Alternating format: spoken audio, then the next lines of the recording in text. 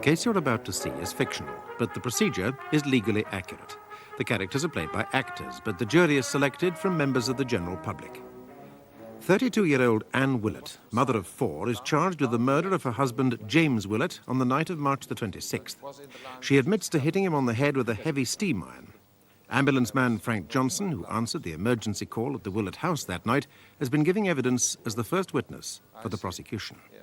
Well, that description of the state of the room will be very useful, Mr. Johnson. You mentioned that the daughter of the accused came with you in the ambulance? Yes, the mother insisted on the little girl coming along as well. She wouldn't let go of her for a minute. That would be the child, Teresa Mary Willett, aged 14, Mr. Harvester. Oh, yes, my lord. She was in the house on the night of the attack. The 3 younger children were away. Oh, Mr. Johnson, you seem surprised the defendant wished to take the child with her to the hospital. You'd hardly expect her to leave the child at home, alone in the circumstances? No, my lord. The young woman who lived upstairs, she was the one who made the 999 call. She offered to look after her. The little girl was in quite an hysterical state, but the mother wouldn't leave her. I see. Was the accused also hysterical? Oh, no, she was extremely calm.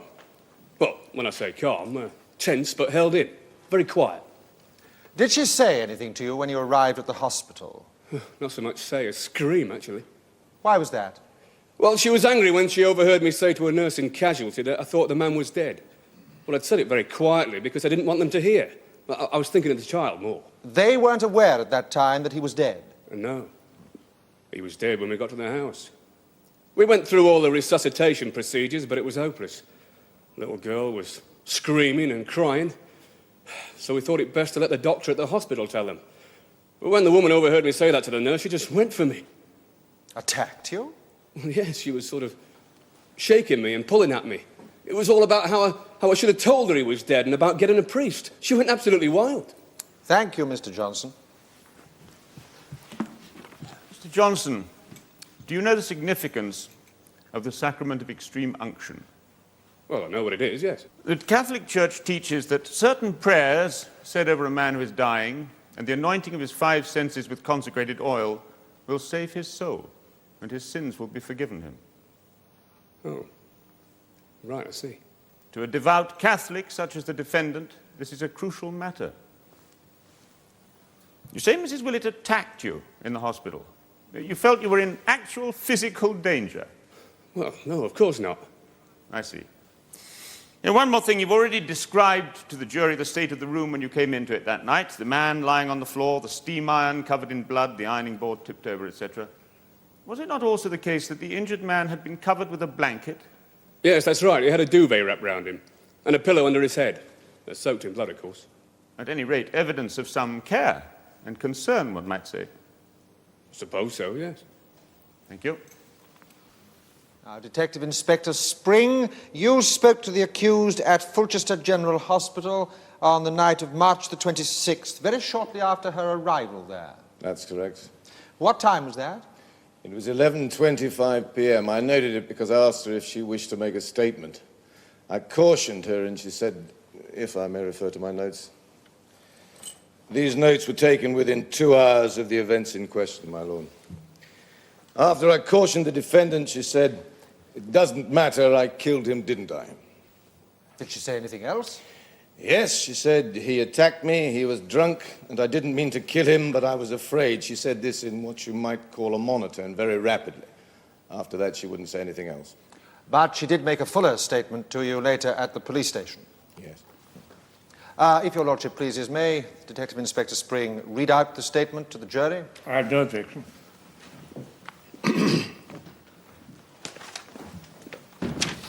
Bears the usual statement at the top and has been signed by the accused. On the night of Saturday, March 26th, I returned home at approximately 9 p.m. I have a regular Saturday evening job cleaning a local chemist's shop after it closes. When I got home, I had a cup of tea and then got out the ironing board in the lounge. I was just going to plug in the iron when my husband came in. He was drunk. He told me to get his supper, and I said I was busy. He became violently angry and started to attack me. I was frightened and hit out at him with the iron which was in my hand. He got hold of me round the neck. I hit him again, and he fell onto the floor. My daughter came screaming in from the bedroom. I told her to fetch a cover and pillow off the bed for him. Then there was a knocking at the door from the girl upstairs, and I asked her to telephone for an ambulance because there'd been an accident. We're not on the phone. And that's all? That's all. She refused to answer any further questions, but she signed that statement.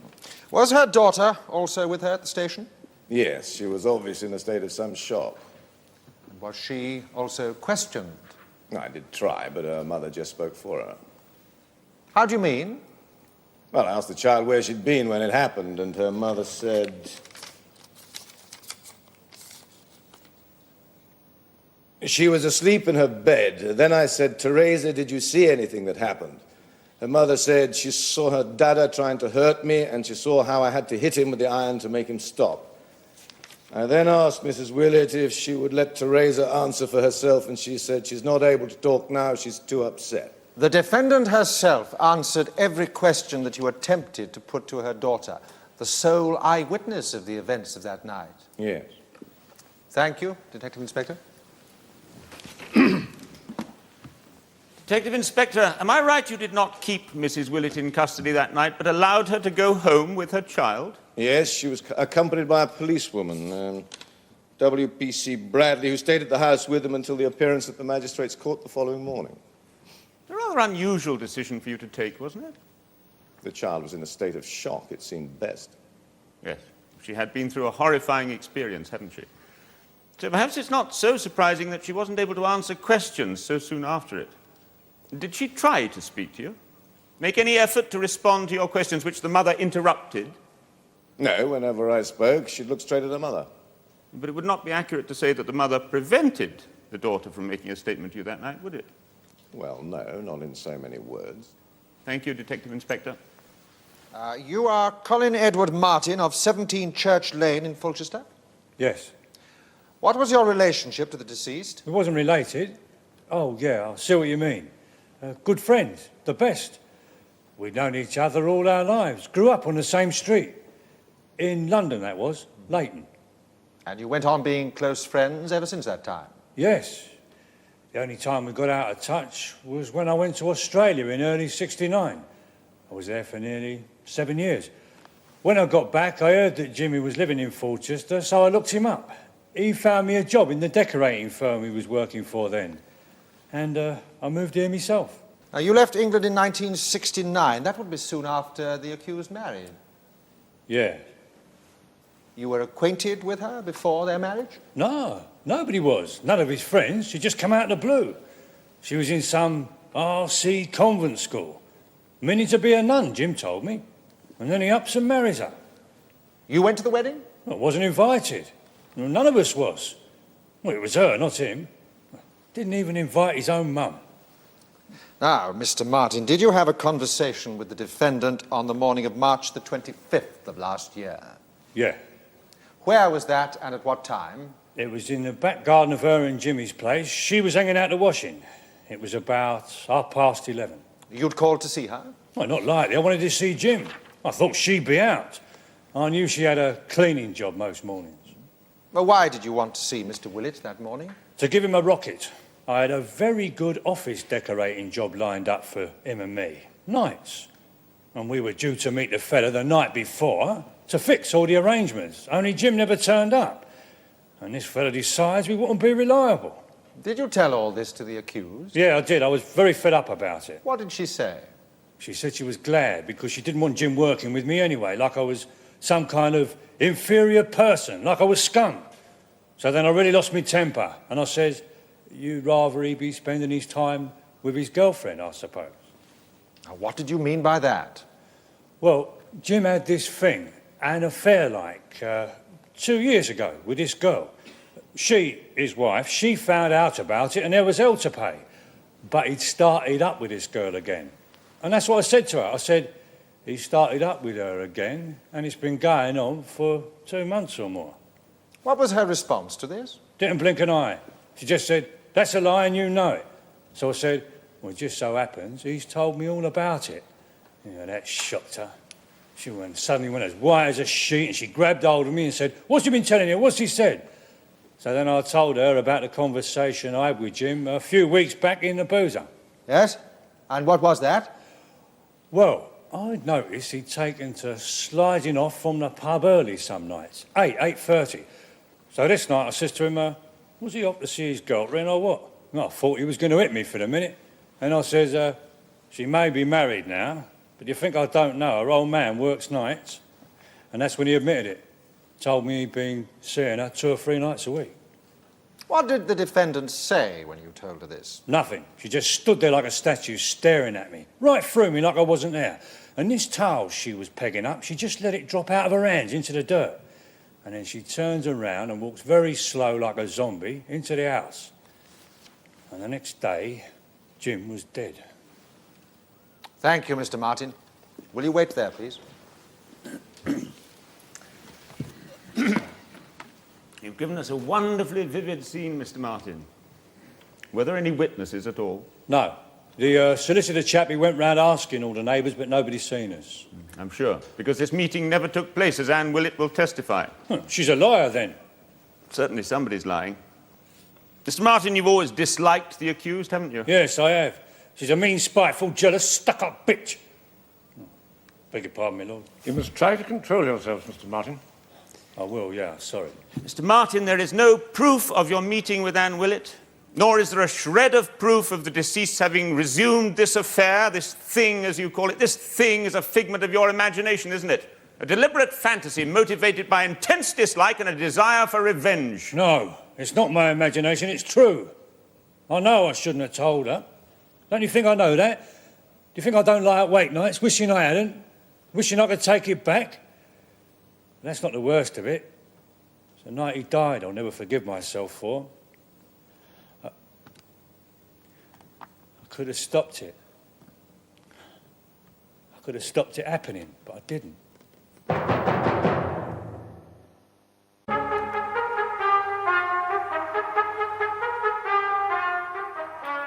Mr. Martin, do you feel ready to carry on? Yes, thank you, my lord. Perhaps you'd tell us just how you could have prevented James Willett's death, Mr. Martin? If I'd have warned him, on the Saturday night when I saw him in the boozer, if only I'd have said, I've spilled the beans about your girlfriend to your old lady, then he wouldn't have walked right into it. He'd have been ready for her. But I was still fed up with him. My pride wouldn't let me speak to him. Mr. Martin, in spite of all this high drama, I repeat, we still have no evidence, none. Only your word. May I remind you that the defendant is today faced with a very grave charge of murder. I know that. That's why I'm here, isn't it? I hope the reason we're all here is to discover the truth. Am I right in saying that in 1969, when James Willett was at the peak of a successful boxing career, he lost a very important match? Yes. From which point his boxing career effectively came to an end, whereas his career as a drunkard began. I don't know what you mean by drunkard. He wasn't. Mr. Martin, you were not in England when he lost the fight, nor in the months following when he started drinking heavily, as I shall bring testimony to show. But you are no doubt aware that during the last 6 years, James Willett spent most of his evenings drinking. No, not most. Ah, how many? On average, in a week? 3, maybe. 4. Sometimes more.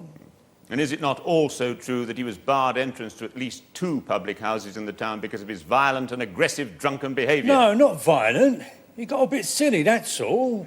When he had too much. I mean, insulting people, shouting type of thing. But no physical aggression at all? Oh, I'm not saying that. I'm just saying it's the violent... It was the shouting and that mainly caused the trouble. You're making him out some kind of monster or something, which he wasn't like that at all. Happy-go-lucky more. He was a very popular person. Everybody liked Jimmy.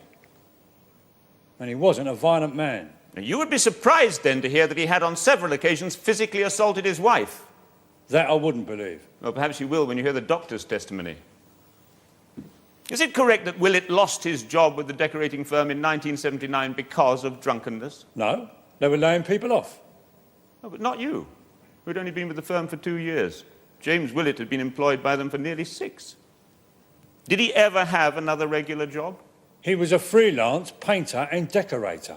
And drew the dole from 1979 to 1980, after which he went on to Social Security, am I right? There's not much work about. I don't know if you've heard. Mr. Martin, do not speak to counsel like that. Sorry, my lord. Mrs. Willett was able to find work, wasn't she? Yeah? Yeah. She put in approximately 35 hours a week as a cleaner, did all her own work at home, and brought up 4 children under 14 years of age, didn't she? Yes? I have no further questions. Mr. Martin, I have only one question.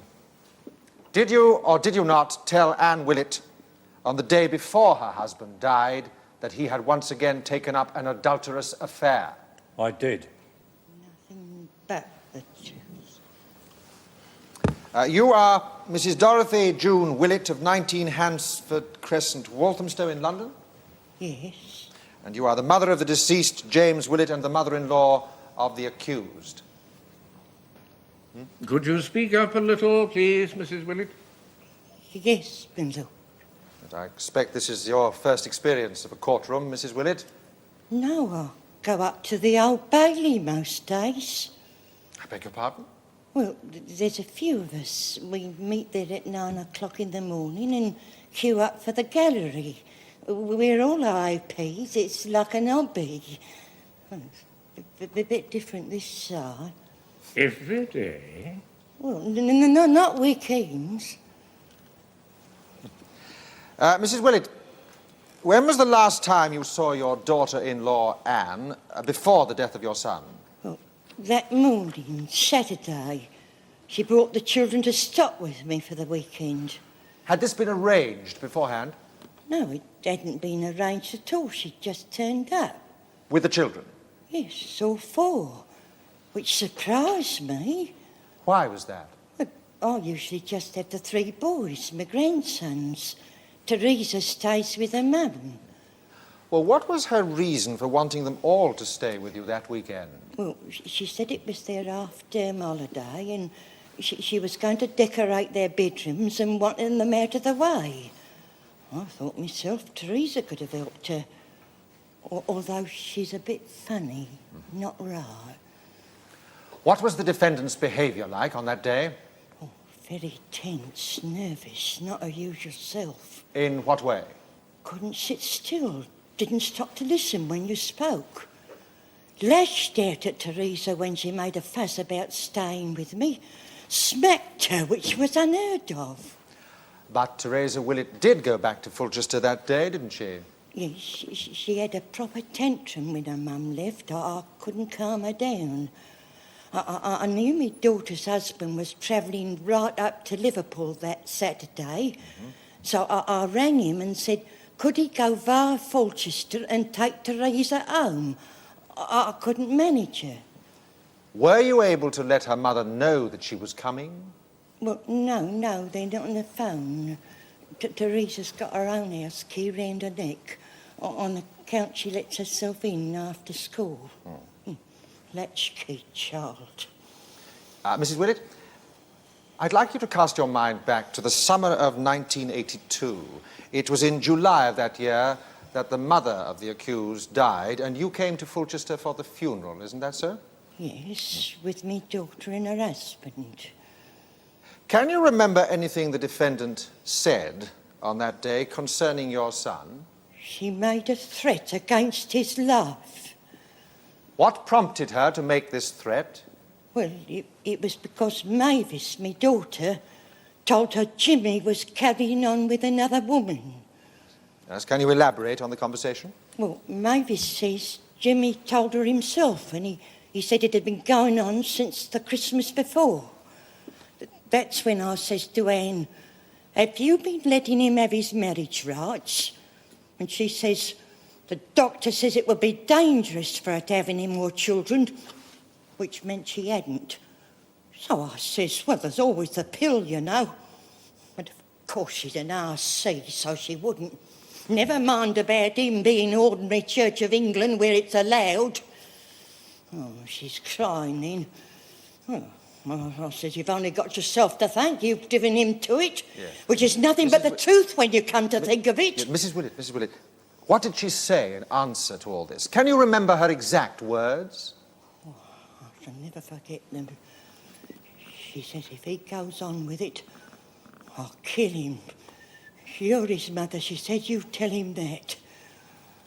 Now, Mrs. Willett, supposing it was suggested to you that your daughter-in-law killed her husband in self-defence because he was drunk... I'd say it was a lie. I'd swear to me dying day he'd never have attacked you. Mrs. Willett, I'm sure that with your own considerable experience as an observer of criminal law, you'll understand me when I say that your last remarks are an opinion and not admissible as evidence. Oh, I'm very sorry, you. Please go on, Mr. Harmstead. Thank you, my lord. Had you ever witnessed violent behaviour on the part of your son, yourself? Never, not once. Oh, I'm not counting when he was a boxer, of course. But he was always a gentle type of person, kind. So, apart from in his role as a professional boxer, you never saw him behave in a vicious or aggressive manner? Well, never, and it's not only me who'd say so. Ask anyone. Thank you, Mrs. Willett. Mrs. Willett, would you say your daughter-in-law's behaviour was generally easygoing and relaxed? No, I wouldn't. She couldn't relax even if you paid her. I'm always worrying about something, looking at the black side. Very quick to take offence to it, any little thing. Tense, nervy sort of person. Yes, that's right. Oh, shit. So perhaps not behaving in such a very unusual manner on that Saturday morning. Well, it was unusual for her to leave Teresa with me. Am I right that apart from being somewhat mentally retarded, your granddaughter has never been a very physically healthy child? No, she has not. She had one thing and another wrong with her all her life. Sickly from the day she was born, they told me. Well, premature, they said. And doesn't she suffer from various allergies? Oh, yes, cats, chocolates, dust, all sorts. Including household paint, I believe. Well, I wouldn't know. Mrs. Willett, what I'm trying to suggest here is the possibility that your impressions concerning your daughter-in-law on that Saturday morning may perhaps have been somewhat coloured by hindsight in view of subsequent events. I notice you said concerning the birth of your granddaughter, they told me, and they said. Did you not see the child herself when she was born? No, not till she was 6 months. And brought her up here to Forchester when she comes out of hospital. And Mother had an house here and they went to live with her, Anne and the baby. And your son? Yes. Yes. And they shared a house with the defendant's mother until her sudden death from a stroke in 1982? Yes. Are you aware, Mrs. Willett, that during 1982 your daughter-in-law was regularly visiting a psychiatrist? Well, she was going up to the hospital once a week from about Easter time. Why was this? Oh, she had a depression after Matthew was born. And in July of that year, her mother died unexpectedly of a stroke? Yes. And on the day of her mother's funeral, she was informed that her husband had been committing adultery for the past 7 months? Well, I'm only saying what she said. She said she'd kill him. I'm only telling you. Yes, and you have said emphatically that your son, James Willett, was not a violent man, haven't you? Yes. But there's something you aren't telling us, isn't there, Mrs. Willett? Well, I don't know what you mean. Before I put this question, I would like you and the court to know that the defendant has been bitterly opposed to this information being made public, and it was with great reluctance that she realized it was unavoidable. Mrs. Willett, in January 1970, when your daughter-in-law and her child came to Fulchester to live, your son did not accompany them, did he? He could not. He was serving a 5-year prison sentence for his part in an armed robbery, wasn't he?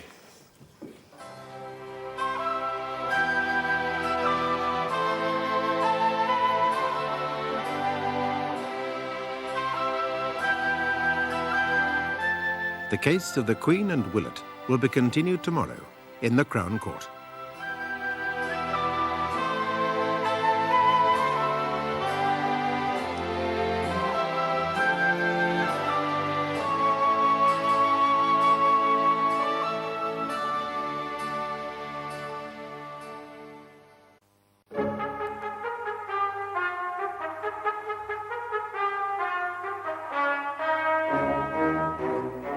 The case you're about to see is fictional, but the procedure is legally accurate. The characters are played by actors, but the jury is selected from members of the general public. Anne Willett is on trial for the murder of her husband. Mrs. Dorothy Willett, now giving evidence, has said the defendant threatened to kill her husband a year ago when she first discovered that he was committing adultery. Mrs. Willett has also insisted that her son was not a violent man, but yesterday, defence counsel revealed that James Willett had served a prison sentence 10 years ago for his part in an armed robbery. Well, if you've got the record of the old trial there, you'll see that he said he was innocent right the way through. And he was. Some old man picked him out at an identity parade, but there never was no proper proof. Mrs. Willett, the facts are that after your son lost an important boxing match in the spring of 1969, he began working part-time for a minicab firm in the East End of London, yes? Yes. Yes, and in September of that year, he and 3 other men working for the firm were charged with committing a robbery during which 2 security guards were seriously injured. Is that correct? Yes, but they never said he had anything to do with that. They only said he was driving the getaway car, which he wasn't. That's why he only got 5 years. The other 3 got 12. We can hardly retry that case here today, Mrs. Willett. When he was released, he joined his wife and child in Fulchester. 9 years and 3 more children later, he was out of work through drunkenness, and his wife was working full-time as a cleaner, wasn't she? Oh, yes. Yeah, well, wouldn't you say that the defendant had had quite a difficult married life? What I say is they never should have got married in the first place. He was all right when he was at home with me, but she wanted him and she was out to get him. And nobody can tell me a premature baby weighs nearly 6 pounds. And I'll tell you something else. She has no friends. Nobody likes her because she's hard as nails. She made my boy's life a misery. Nothing he could do was right for her. She tried to turn his own kids against him. She killed his spirit, that's what she did. And then she killed him. Mrs. Willett, I cannot allow this sort of thing. I must insist that you remain silent, except when you're answering questions. I'm very sorry, my lord. It would be fair to say then, Mrs. Willett, that you were bitterly opposed to this marriage from the very beginning and that you had little or no affection for the defendant. Yes, it would. Thank you. You say the defendant brought all 4 of her children to stay with you on the day that she later killed your son. My lord, I object to the word killed. Well, Mr. Smythe, no one, not the defendant herself, is denying that she caused the death of her husband. Thank you, my lord. So, Mrs. Willett, the children were to stay the weekend with you, although, as we know, your granddaughter Teresa did in fact go back to Fulchester that same day, unbeknownst to her mother. Yes. Had your daughter-in-law ever before brought the children to stay with you without making prior arrangements? Oh, never. She generally wrote to me weeks and weeks before. Oh, things about how much telly they could watch and taking them to church Sundays. Match that is. Jimmy had to have them all trained, I see, although no, she never did. And finally, Mrs. Willett, my learned friend has suggested that the threat made by the defendant that she would kill your son was simply a neurotic outburst. Did she appear to be in an unbalanced or highly charged emotional state when she said it? No. She said it quite ordinary.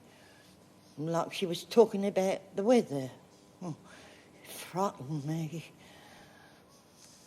Miss Bishop, you're a graduate student at Fulchester University, studying Chinese, I believe. Yes, they have a very good department here. Do they? You bought the upstairs flat of Mr. and Mrs. James Willett's house from them in September 1982? Yes. Well, from Mrs. Willett, actually. The house belonged to her. Are you often at home during the evenings? Almost always. I've got a terrific study load, and the evenings are the only really quiet time in the house.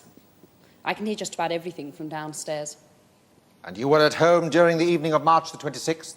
Yes, I hadn't planned to be. Why was that? I was going to spend the whole weekend with my parents in Scarborough, but I had such a lot of work to do, I decided to return to Fulchester on Saturday afternoon. Did Mrs. Willett know that you intended to be away the whole weekend? Yes, I left her a pint of milk I thought I wouldn't be needing. I put it outside their door with a note on Friday morning when I left. And what time did you return on Saturday? About 7 p.m. What did you hear from downstairs during the course of the evening? I heard Teresa, that's their daughter, screaming and crying. She sounded absolutely frantic.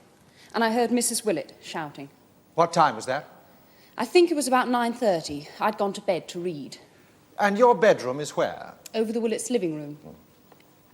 Did you hear Mr. Willett's voice? No, not once. I didn't realise until later that he was even at home. In fact, I thought Mrs. Willett was having a row with Teresa. I could hear Teresa screaming, "No, no, no," over and over again. You say you heard Mrs. Willett. Did you hear any of her words? Yes, it was horrible. Just tell us what you heard, Miss Bishop. Pig, pig, you filthy, disgusting pig. Did you go downstairs to investigate? Well, yes, eventually. After it had been quiet for a bit, I heard some sort of banging and thumping. And then Teresa crying again. I'm awfully fond of her. Anyway, then I did run downstairs and knock on the door. Did anyone answer? Yes, Mrs. Willett. She called out to me to phone for an ambulance because there'd been an accident. They don't have a telephone. And after you'd made the emergency call? I went downstairs again, to see if there was anything I could do. I was still thinking it must be Teresa who'd been hurt. But it was him. He was lying on the floor in their living room, wrapped up in a blanket. There was a lot of blood. And Mrs. Willett? She was sitting on the floor near him, holding Teresa in her lap. Teresa was shaking and crying, but her mother looked like a statue. Well, I mean, she was terribly, terribly pale and completely still. You spoke to her? Yes, when I first went in. I said something like, you know, "Oh my God, what happened?" And what did she reply? She said he was drunk, he attacked me, and I hit him with the iron. Well, that's all she said. I mean, she simply didn't say another word, and we just, you know, sat there till the ambulance came. Yes. Did the child speak to you? Well, she tried to, but her mother hushed her. And you say you're quite friendly with her? Well, no, I'm not actually. Oh, you mean Teresa? Yeah. You're not friendly with Mrs. Willett? Well, we used to be. Quite. I mean, you know, the occasional chat in the hall kind of thing. But since Christmas, she sort of turned against me. She even stopped Teresa coming up. Coming up? To visit me in my flat. She used to come quite often. I suppose you know she's a bit retarded, but she's a very sweet girl. She always loved to tell me about everything she was doing. But after Christmas, she never came to see me again. Since living in that house, can you remember ever hearing sounds of quarrelling or shouting between Mr. and Mrs. Willett? No, never. And on the night of March the 26th, you did not, you tell us, hear Mr. Willett's voice at all? No. I hope to be able to bring evidence to show that he had on several occasions physically assaulted his wife during the period since you moved in. You never heard any sounds of this? No. Miss Bishop, surely it is possible for a man to be drunk and dangerous and silent. Well, yes, I suppose so. You might also agree that the very fact of Mrs. Willett crying out in this entirely untypical way the words you heard that night could well indicate terror, stark terror, possibly terror for her life. Mr. Smythe, we're moving away from facts into what might be called the realm of poetic speculation. I apologize, my lord. Miss Bishop, you have said that you do not like the defendant. I didn't say I didn't like her. I said she didn't like me. But I'm afraid it is true. She's actually not a terribly likeable person. She is not on trial for being likeable, Miss Bishop. We are in this court solely to attempt to discover if she caused the death of her husband with intent or in self-defense. A serious and crucial question. I'm confident, Miss Bishop, that you are fully aware of the gravity of this trial. Yes, I am. You've said that the defendant thought you were away for the weekend. Was there any way she could have known that you'd returned? No, she was out when I got back that evening. And she also thought her daughter was out of the house. We've heard that she'd taken all the children to stay with her mother-in-law, saying that she was going to do some decorating. Decorating? Why? What do you mean? Well, he did all that, Mr. Willett. And he painted the whole house just before I moved in. The whole house? Not just your flat? No, the downstairs as well, all the rooms and everything. He took me round and showed me. When was this? At the end of September. Only 6 months before. And yet she suddenly found it urgently necessary to do even more decorating. Well, well. Now, on the night of March the 26th, you heard quite clearly, coming from the room below you, the voice of Mrs. Willett. No. Beg your pardon? No, not below me. My bedroom's over their living room, you see. They were in the next room, their bedroom. Their bedroom? Yes. You're positive of this? Oh, yes, absolutely.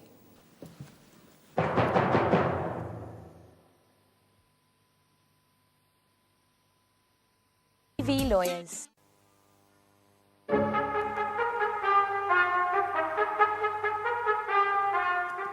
Mrs. Willett, I must ask you if it is true that the events of the night of March the 26th took place not in your living room, but in your bedroom, as Miss Jennifer Bishop has just testified. Some of it did happen in the bedroom, yes. How do you mean, some of it? Well, I ran away from him to get into the bedroom when he first came at me. But he followed me in there, so I ran back into the front room. That's where I hit him. I see. Why didn't you say any of this in your statement to the police? Because I forgot it. I had no memory of that part of it until she said it. The first time you remembered it was here in this court today. Yes. Things were all mixed up in my mind just after it happened. When they started asking me, I thought I'd got it clear, that part of it, the way it was. In the police station, that was. They made me go over it and over it. I said it so many times it got stuck in my head that way. Can you say that except for that one thing, the facts are otherwise the same as in your statement? Yes, they are. Mrs. Willett, I would like to go right through the sequence of events step by step to make things clear for the jury, from the beginning. You arrived home at approximately 9 o'clock. Yes. In your statement, you say you went into the kitchen to make yourself a cup of tea. Then you went into the living room to do some ironing. Yes. I like to watch television when I'm ironing. Do you usually do your ironing at night? I wanted to get it out of the way. I was going to do some painting before I went to bed. It was the furniture I was going to paint. The children's bunk beds, a chest of drawers, and a wardrobe. I see. And it was at this point that your husband came in? Yes, I was just going to plug in the iron. Will you tell us everything that happened after that? He told me to get his supper, and I said, could he not see that I was busy? And that made him very angry. And he rushed at me and pushed me up against the wall. I tried to hit out at him with the iron that was in my hand, and that put him into a terrible rage. I was so afraid that I ran into the bedroom to get away from him, but he came after me. That's when I shouted at him. What did you shout? That he was a filthy, disgusting pig. Will you tell the jury why you used those words? Because he'd got hold of me and he was whispering obscene things to me. He always did that when he was going to hurt me. You mean beat you? Yes. Will you please go on, Mrs. Willett. I got loose from him and I ran into the front room. He chased me in there and he got me round the throat. I thought he was going to kill me. So I swung out again with the iron and I hit him on the head. He fell down onto the floor. That's all. Mrs. Willett, it is crucially important that we know exactly what and how things happened that night. You are on oath. Have you now told us everything you can remember? Yes. Thank you. Your husband had attacked you, beaten you in the past? Yes. Was this over a period of years? No. He started doing it last winter, December time. Were you an outpatient at Fulchester General Hospital receiving treatment for depression at about that time? Yes. Did you discuss these beatings by your husband with your doctor there? Once, yes. He asked me about it. I'd my jaw swollen and some bruises once when I went. You never asked him for help? No. What could he do? Mrs. Willett, in the July of that year, is it true that you were informed by your sister-in-law that your husband had embarked on an adulterous affair? Yes. She told me on the day we buried my mother.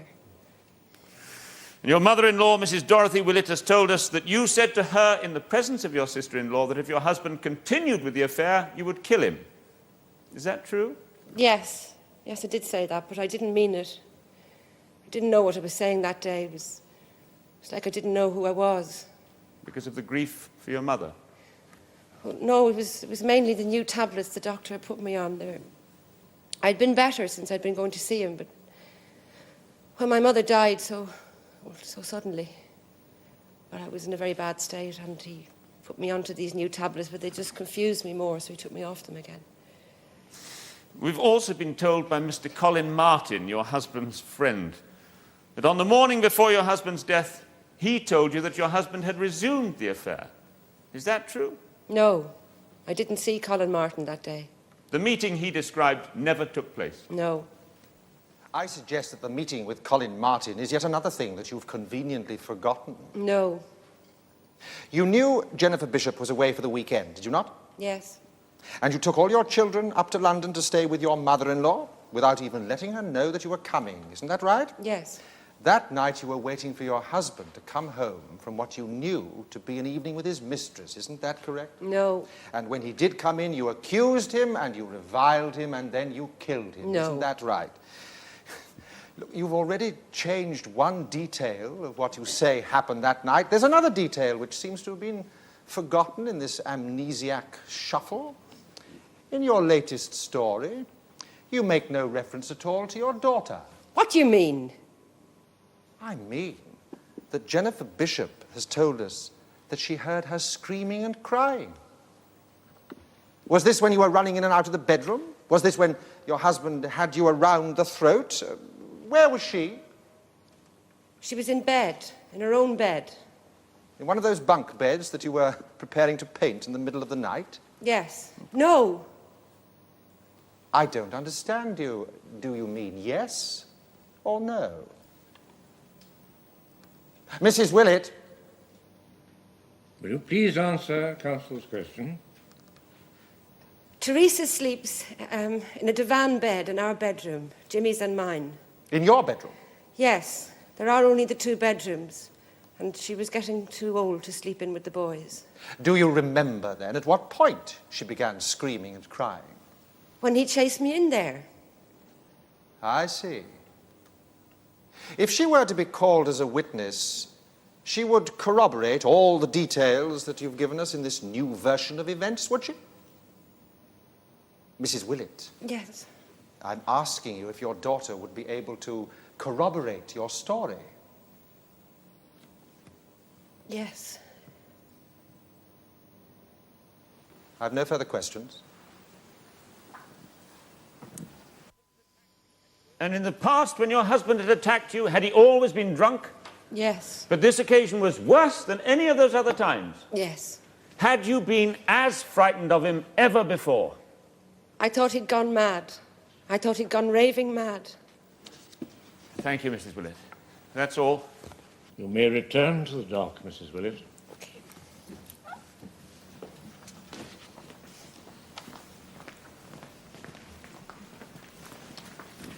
I call Teresa Willett.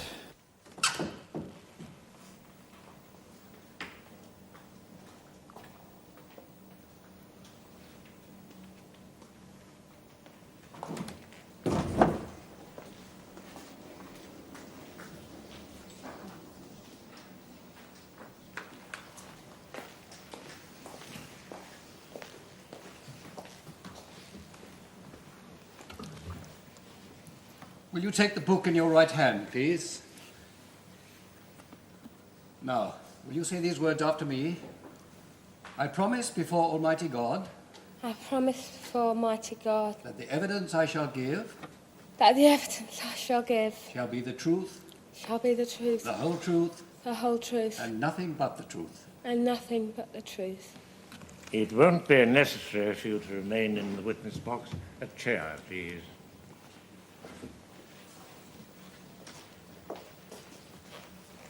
do sit there, please.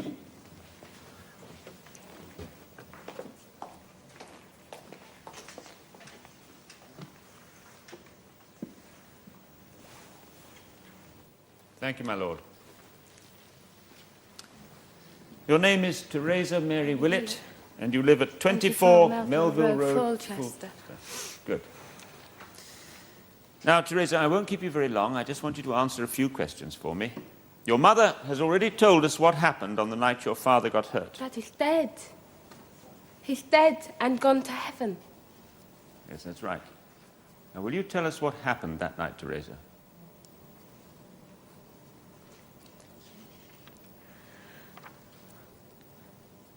I was in my bed asleep. I heard Mummy shouting and woke up. I ran into the front room and saw Dada squeezing her neck. She had to hit him on the head with the iron to make him let go. And he fell down. Dada's dead now. Thank you. Now, when your mother shouted at your father and woke you up, was that in the bedroom? I was in my bed asleep. That's right. And then did your mother come into the bedroom and then your father... No! No, Teresa. I told you we Teresa, shouldn't have brought her in here. She doesn't understand what's going on. Please sit down. Please. Mrs. Willett, you must not speak Can't from you the see dock. she's frightened, for God's sake? Mustn't Sit ask down. you to sit silent. Teresa, it's all right. Everything's all right. Don't worry. Mummy. Yes, she's all right too. She's quite all right now. Please, sit down again. Please. Good girl. Now, let's go back. You were in your bed, your little divan bed, in your mother and father's bedroom. No, that's Dada's bed.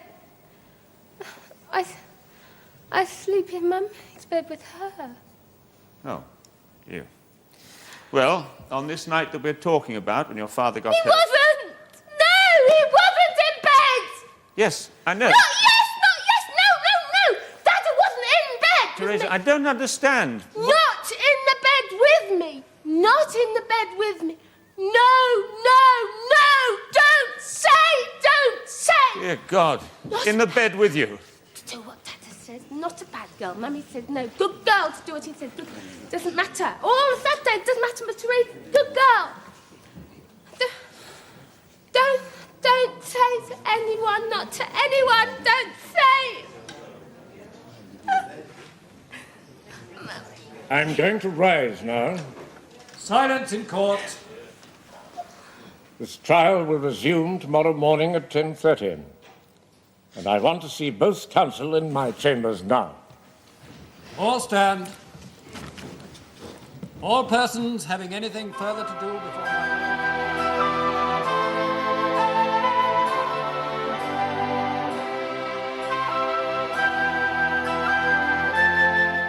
The case of the Queen and Willett will be concluded tomorrow in the Crown Court.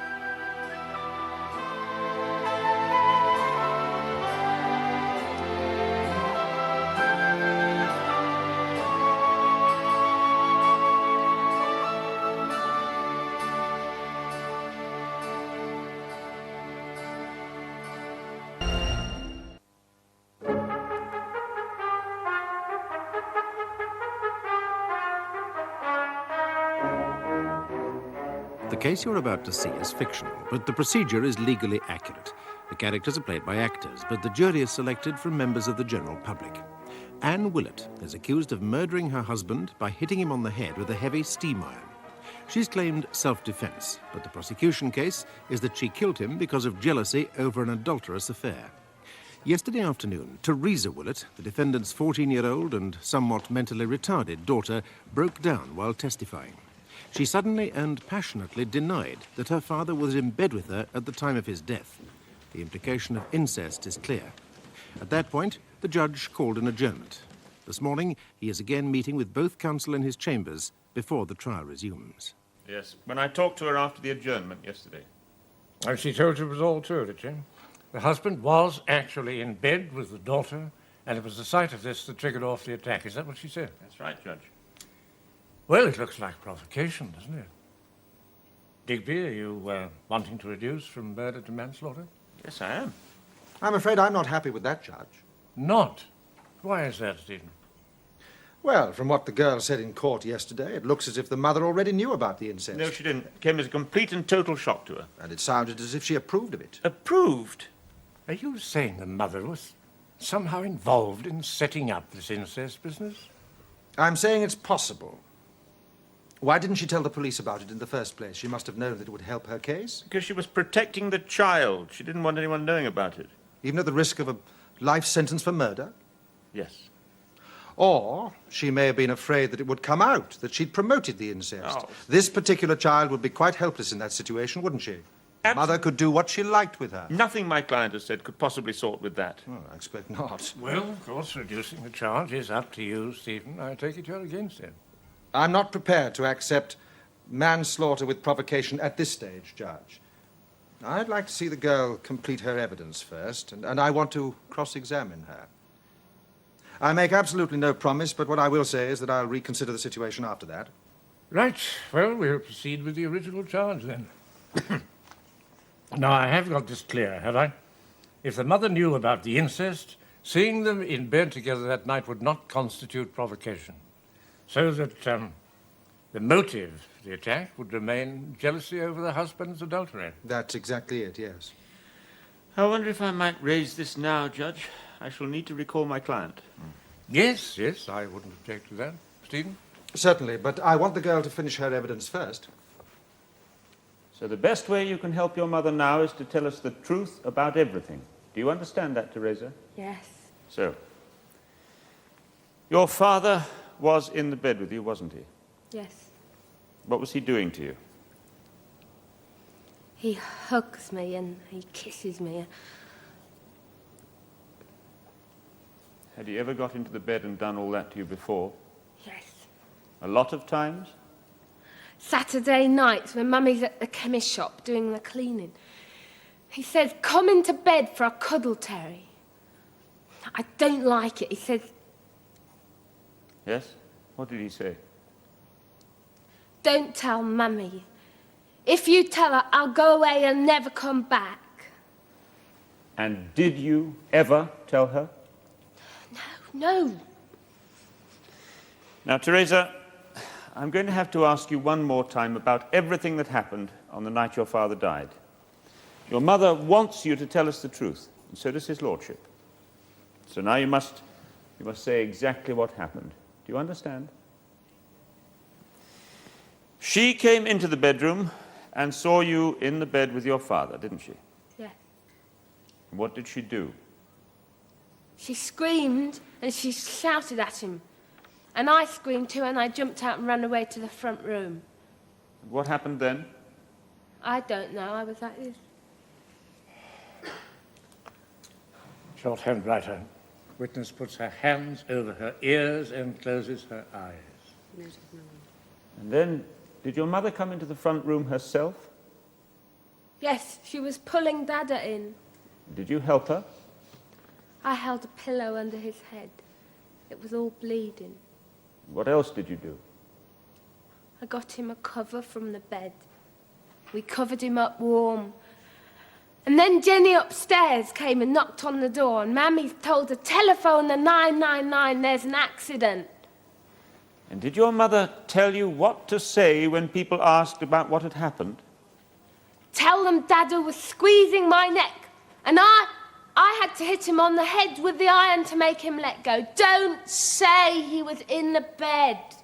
Don't say. I didn't. Thank you, Teresa.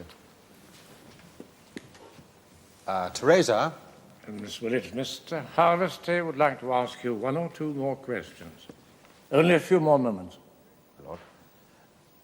Teresa, can you remember when your father first started taking you into the bed with him? After Christmas time. And did your mother know about this? Yes. You did tell her about it then? No. Mummy knows. She isn't angry. Good girl to do what Dada says. I see. Now, can you tell me at what time your mother used to go out to the chemist's shop on Saturday evenings? We give the boys their tea and their bath, and then we go. We? You went with her? I went, I helped. But not anymore. When did you stop going with her? After Christmas time. Why was that? I don't know. I don't know. That's all right. Don't worry. Teresa, we've heard that you became friends with Miss Bishop after she moved into her flat in your house. Jenny upstairs. Yeah. I go and have tea with her. But Miss Bishop says that you stopped coming up. Why? Mammy told me I was a bother. When was that? Do you remember?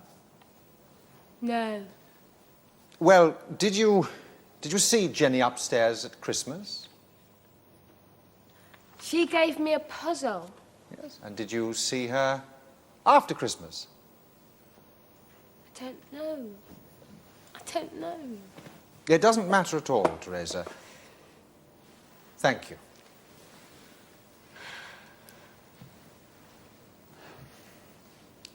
That's all, thank you, Teresa. Will it be necessary for the witness to remain in court? No, you may leave the court now, Miss Willett.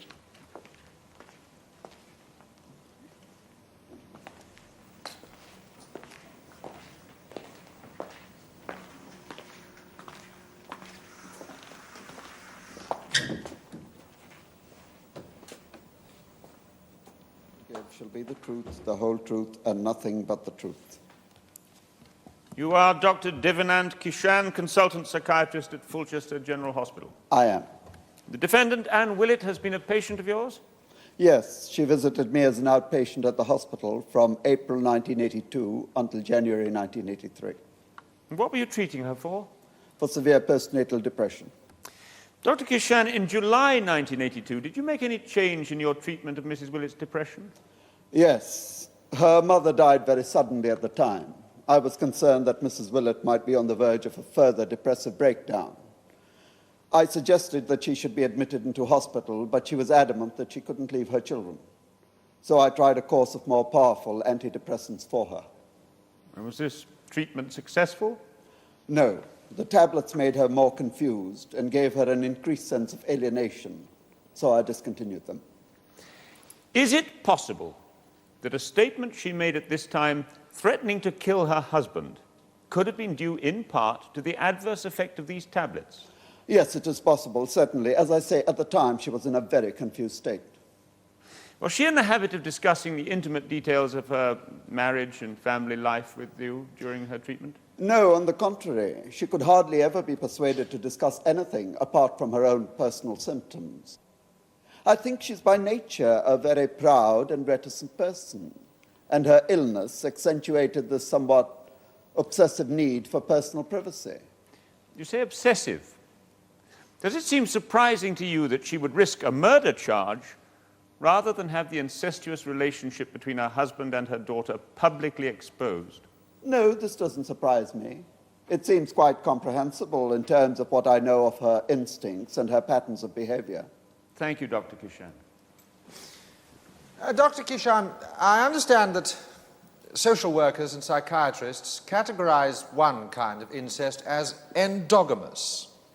Could you define this for us? That is an incestuous relationship arising out of the family situation rather than being initiated by one member. It is most common as a father-daughter relationship and mainly comes into being due to sexual frustration on part of the father. This can be caused by the wife's sexual rejection of her husband for whatever reasons, frigidity, early menopause, fear of further pregnancy, etc. In this kind of case, the incest is tolerated within the family as a less disruptive solution than adultery.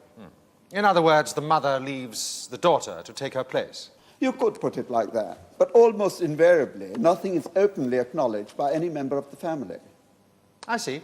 Dr. Kishan, when you completed your course of treatment of Mrs. Willett in January... The treatment wasn't completed.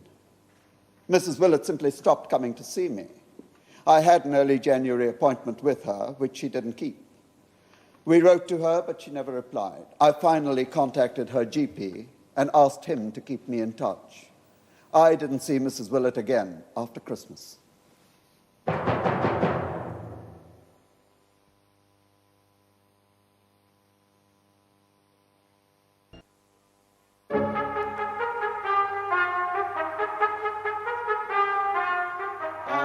But did you have any idea why the defendant ceased coming to see you in January, Dr. Kishon?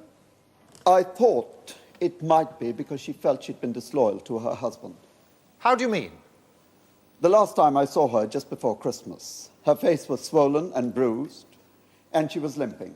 I questioned her about it, and eventually, and very reluctantly, she admitted that her husband had beaten her. Did she say why? She very much didn't want to talk about it, but I persisted. I finally gathered that she had resisted some kind of sexual advance from him. I see. And you say she didn't keep her appointment with you after Christmas, and you haven't seen her again until today? Yes, that's correct. Dr. Kishon, is it a possibility that the defendant knew of the incest between her husband and her daughter and was deliberately turning a blind eye to it? It is not impossible, of course, but seems to me unlikely. She is a devout Catholic. The Roman Church is both precise and stern in the matter of consanguineous relationships.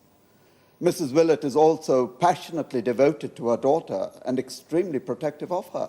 Shortly before Christmas, her husband attacks her because of her sexual rejection of him. Shortly after Christmas, the incestuous relationship begins. Couldn't there be a connection? Yes, they could. The child has testified that the incest took place on Saturday nights. After Christmas, her mother stopped taking her along with her to her Saturday evening cleaning job, and at the same time forbade her to visit the young woman upstairs, in whom the child was accustomed to confide. And after Christmas, the defendant ceased coming to see you. Now, couldn't the reason for this have been that she was in fact facilitating the incest taking place, and you, of all people, might be likely to discover this? Yes, I suppose it is possible. And you have told us that the reason you struck out at him with the iron that night was because of the terrible shock of finding him in bed with your daughter. Yes. I must ask you if before the night of March the 26th you had any idea or any shadow of a suspicion that your husband had been having sexual relations with your daughter? No. Mrs. Willett, why didn't you tell the police all this in your statement? I didn't want anyone to know about it. I didn't want them talking about her. When was it that Teresa began sleeping in your bedroom with you? After my mother died, I brought her into the big bed with me. It was the only way I could keep Jimmy off me. So your daughter was your protection? Yes. He always came home late and slept on the divan bed. You were afraid that he would beat you if you didn't have your child there? No. Jimmy never beat me. You have testified that he did. I had to say that. I had to. Otherwise, who would have believed I did it in self-defense? But your own doctor has told us about the occasion. That was my fault that time. I told Jimmy I'd go back to bed with him one morning after the kids had gone off to school. And then I wouldn't. And he lost his temper and he slapped me across the face and I fell. I see. Mrs. Willett, Teresa has testified that it was on Saturday nights that your husband took her to bed. Will you tell the court why you stopped taking her with you to your cleaning job at the chemist shop on those nights? I didn't stop her coming. She said she didn't want to come anymore. I'd been at her about not touching things in the shop. And she got bored. That's what happens to her. She just gets bored with things. It was her own idea and not yours that she should stay at home those nights. Yes. It's also come up that you told her she wasn't to go and visit Miss Bishop in the flat upstairs. Yes. Is that so? Mm-hmm. Why did you do that? Well, she'd taken to going up there every day. I mean, during the Christmas holidays, she was going up 2-3 times a day, more sometimes. And if Miss Bishop wasn't in, Teresa would She'd get herself all worked up. She'd have tantrums and she couldn't settle to anything. So in the end, I had to say to her that it was better not to go up at all. I see. And one other thing we've heard today is that you stopped seeing Dr. Kishan at the hospital. Why did you do that? Because I knew that he'd go on trying to get me to tell him things about Jimmy. I'm not saying that he's not a good man. He just didn't understand. It's the sin of detraction. Detraction? Taking away Jimmy's reputation. Lowering him in somebody's eyes. Even if the things are true, it's wrong to tell them. And anyway, there was nothing the doctor could have done to change anything. The suggestion is that you stopped seeing the doctor because you were afraid that he might discover you were allowing the incest between your husband and your daughter. I'm her mother. Yes. Now, to return to the prosecution claim that you killed your husband because of jealousy. Had you any cause whatsoever to believe that he had resumed the adulterous affair of the year before? Only what he said. That could have been spite. He was always trying to stir up trouble between us. What? Who? Colin Martin. What he said that morning in the garden. So, this meeting that you categorically and on oath denied having happened at all did in fact take place, exactly as Colin Martin described it in his testimony. Yes. Therefore, it was indeed your intention, on the evening of that same day, to confront your husband with what Mr. Martin had told you. Yes, I had to talk to him about it. And you also had to have the house empty when you did so. I knew there'd be a row. I've never let the children know about any trouble between their father and me, and I didn't want them to hear it. Or let us say, rather, that you wanted there to be no witnesses to see what you were going to do. Isn't that right? I wasn't going to do anything. I was just going to talk to him. Mrs. Willett, when he first took up with this woman some months before, you'd threatened to kill him. Now he'd broken his promise not to see her again. You were in a state of fury and jealousy, weren't you? No, it wasn't like that at all. I just knew that I would have to leave him if it was true. According to Mr. Martin, your first reaction to what he said was disbelief, wasn't it? Yes, I thought he was just making trouble again. Or was it not that you were confident that your husband was not committing adultery because his sexual needs were being satisfied by his own daughter? No. Then when Mr. Martin informed you that your husband had actually confessed to him, he tells us, that shocked her. She suddenly went white as a sheet, and she got hold of me and she said, "What's he been telling you? What's he said?" It was that he might actually have told somebody about the incestuous relationship that terrified you, wasn't it? But when you finally realized that your husband was indeed carrying on the adultery as well as having sexual relations with your daughter, then you became murderously angry, didn't you? Mrs. Willett, your daughter herself, in this court, has told us that you knew about the incest. Mammy knows. She isn't angry. Good girl to do what Dada says. And what would you have said? Her father was dying on the floor in front of her. And she thought it was all her fault. She was hysterical. She was terrified. She wasn't to blame. I just kept saying to her over and over again that she was a good girl and that she hadn't done anything wrong and that I wasn't angry with her. I had to. Yes, you say that now, but it's a fact, isn't it, that before that night your situation had become dangerously explosive, hadn't it? You'd been refusing your husband's advances, and he was beginning to react very aggressively. You needed a sexual substitute to put in your bed for him, didn't you? That's true, isn't it? No. I put it to you that that substitute was your own daughter. No. You were willing to go to any lengths to keep your husband's sexual activities in the family, weren't you? But on that Friday morning, Colin Martin told you something that made you realize that you'd failed. You'd sacrificed your daughter for no reason, because your husband had once again taken up with this woman. You planned to face him with it in an empty house, but instead your daughter returned home, unknown to you, and you discovered them in bed together. Not a terrible shock, not even a surprise, but an insult, a mockery of all that you'd done. And that was why you killed him, wasn't it? So it was to protect your child that you decided you could not tell the police the truth? I did what I thought was best. I didn't know what else to do. I didn't want them to talking to her and getting at her and frightening her.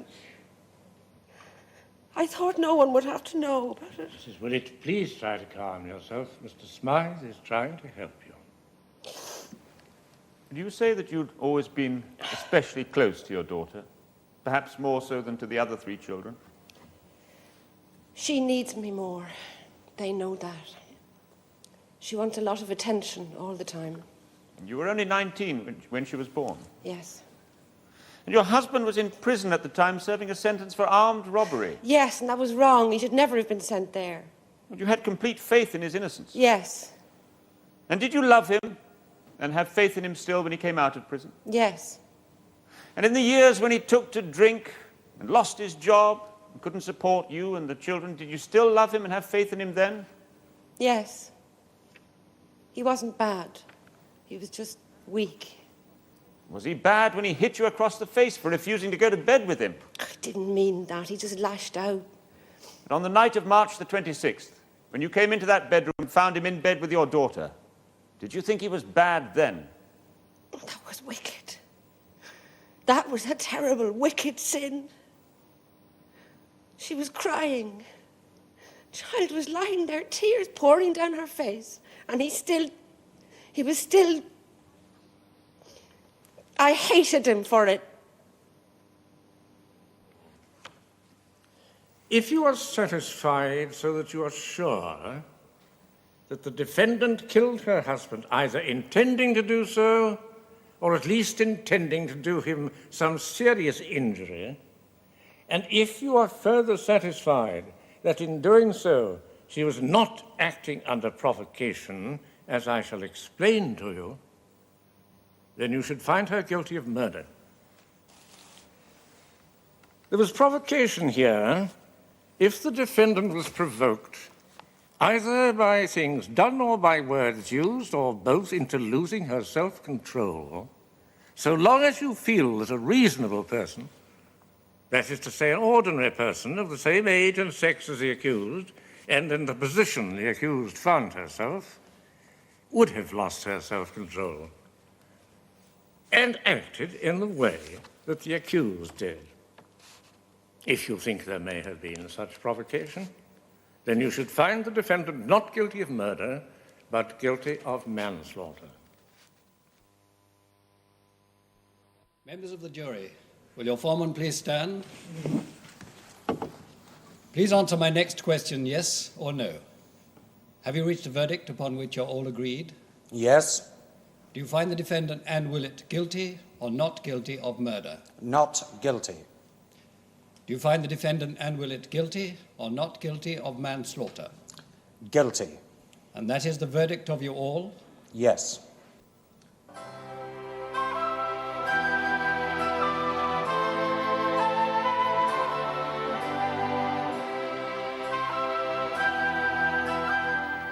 Anne Willett, found guilty of manslaughter, was sentenced to 2 years' imprisonment, suspended for 2 years.